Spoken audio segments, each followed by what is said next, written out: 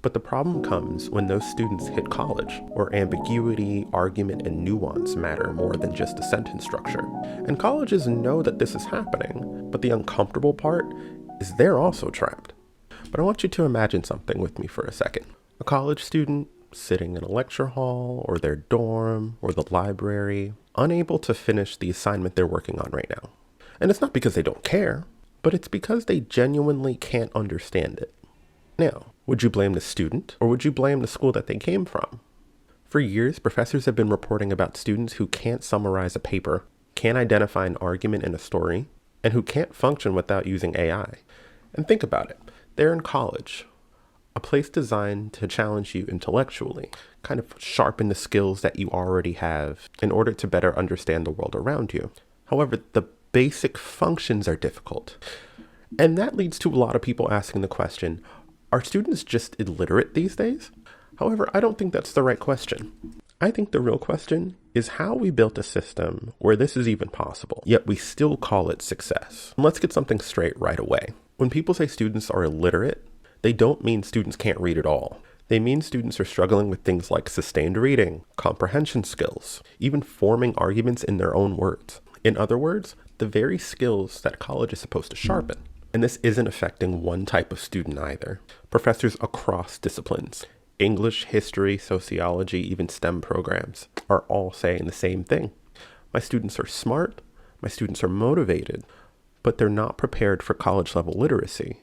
And here's where the conversation usually goes wrong. As I said in the beginning, people tend to blame the students for this happening. They blame the phones, TikTok, attention spans, this generation in general. But I think that's lazy.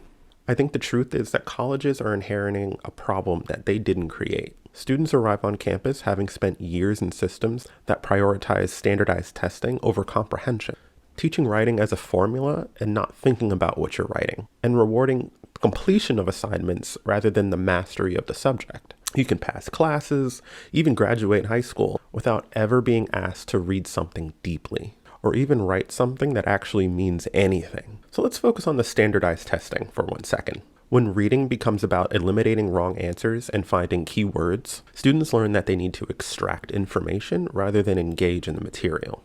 Writing becomes 5 paragraphs, fixed structures, and saying just enough to get the point across. And I'll give an example. A student gave me a 9-sentence essay for their college admissions essay. Think about it, 9 sentences for a college essay. And their logic, I can't blame them for their logic. Essentially, they learned 3 sentences equal to paragraph, 3 paragraphs equals an essay, because that's all that teachers told them up until that point. So for them to understand that an essay is longer than 9 sentences caused them to be in disbelief. And that's a survival tactic. But the problem comes when those students hit college, where ambiguity, argument, and nuance matter more than just a sentence structure. It's almost like the floor drops out from underneath them. And colleges know that this is happening, but the uncomfortable part is they're also trapped. Institutions face pressures to retain students, avoid high failure rates, and doing just enough to keep those graduation numbers up. So the standards quietly move. Less reading, fewer essay pages, more participation grades, and more flexibility.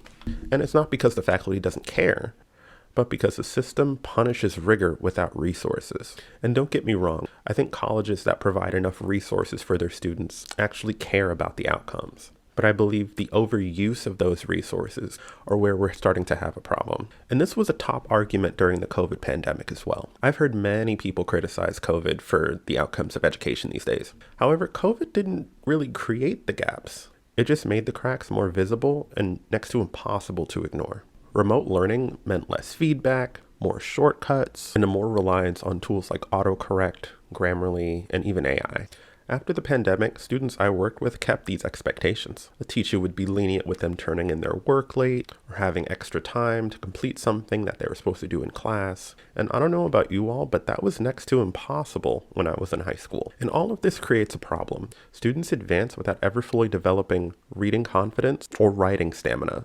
And when colleges reopened, they just assumed students would snap back. They didn't. And I want to talk about AI for a second, because I feel like AI tends to get a bad rep, especially in the education space.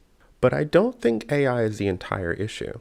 AI didn't ruin students' writing. It just exposed how many students weren't confident enough to start or afraid of sounding wrong. AI is used these days almost like a crutch, something to help the student along when they don't quite know where to go from that point. And yes, this does lead to laziness, and students tend to abuse things when given the chance to. But I want you to remember using a calculator in college or high school. At least for me, my teacher was pretty strict about when we used a calculator and how we were able to use it, mainly because calculators were seen as a way for students to get out of learning real math. But now they're seen as essential tools that we use in situations where we don't feel confident enough to answer the question ourselves. And like calculators, AI is just a tool. We use it for our own complex problem solving.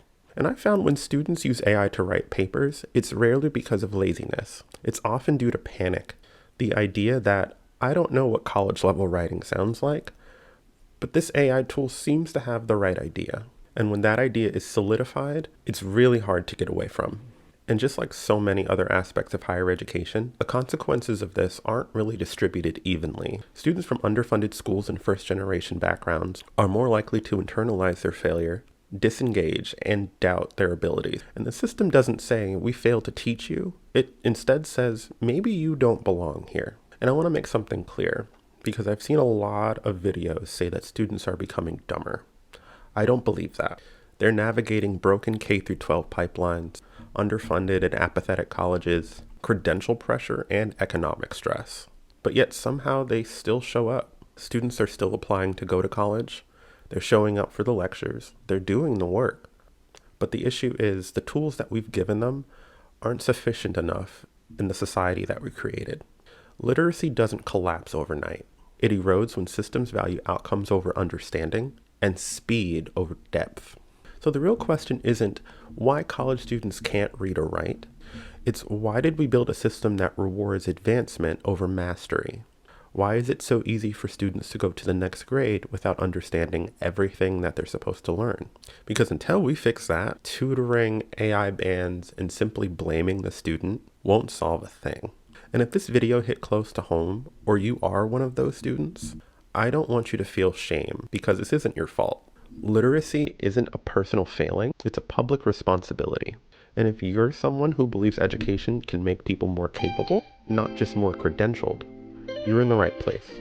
So make sure to like this video and subscribe to my channel for more videos just like this one to help demystify the higher education field, because it's kind of confusing. And with that, I'll see you all next week.